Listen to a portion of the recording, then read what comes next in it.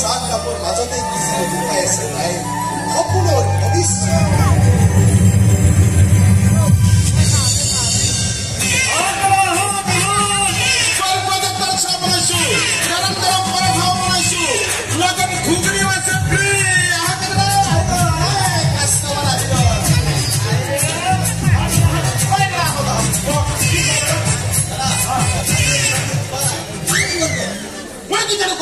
আজি মোৰ দোকানৰ বস্তু খাই চাচোন নাই নাই নাখাওঁ আমি সদায় দাদাৰ দোকানৰ বস্তুৱে খাওঁ দাদাৰ দোকানখনকে 5 ষ্টাৰ হোটেল পাইছো হা কি নামটোহে দি লৈছে 5 ষ্টাৰ ফুড ঐ ঠেলা গাড়ী এখনে কোনোবাই 5 ষ্টাৰ নামটো বেপাৰ কৰিব লাগে নেকি মই এখন এনেকৈ ঠগবাজি কৰিব নোৱাৰো এই কৈ দিছো ইহে গুণধৰ আমাৰ 5 ষ্টাৰ মালিক সহায় নাই যে তাকিনো বকি আছিলো ইমান মই আপুনি এটা কথা কৈছে আপোনালোকৰ কি জিলা চুলা মানুহ শিক্ষিত মানুহ এই ঠেলা গাড়ী এখনে কোনোবাই 5 ষ্টাৰ নামটো বেপাৰ কৰিব লাগে নেকি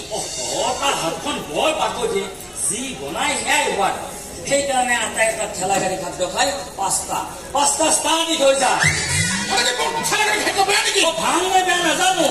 কিন্তু তাৰ লগত তুমি কোনো কাৰণতে বাৰ্তা নোপোৱা যি চাহ বনাই নহয় সি একাপ খালে গোটেই দিনটোৰ কাৰণে হৈ যায় ককাই যে এতিয়ালৈকে আপোনাৰ কি হৈছে একোতো নাই হোৱা কালি যে কলেজৰ ফাংচন আছিল আমাৰ দাদাই মানে কলেজৰ সন্মুখতে ঠেলাখন লগাই দিলে বহুত ৰাতিলৈকে আমি চাহ চিঙৰা পৰঠা মমো পোলাও বহুত বিক্ৰী কৰিছো ভাল বিক্ৰী হৈছে মোৰ কাষ্টমাৰ নিৰ্মিত হ'ব বিক্ৰী কৰি আছো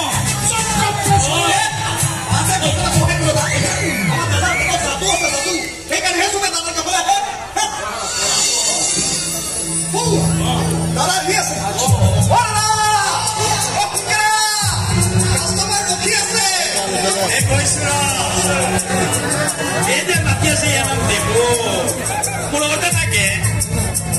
কাম কৰি নহলে চাহ বনাব নালাগে চাহ খাওঁ আপোনালোকে চাহ খালে মোৰ চাহ বিকি যাব চাহ বিকি গলে পইচা পাম আৰু পইচা হলে ভাইটি মই ইঞ্জিনিয়াৰ পঢ়াব পাৰিম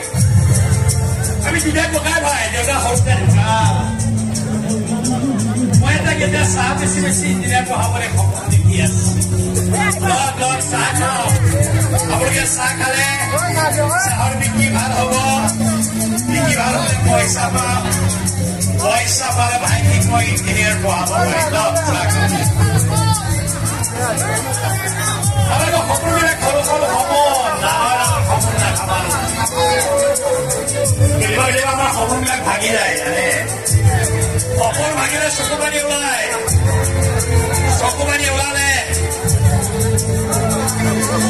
চাহত চকু পানী পৰে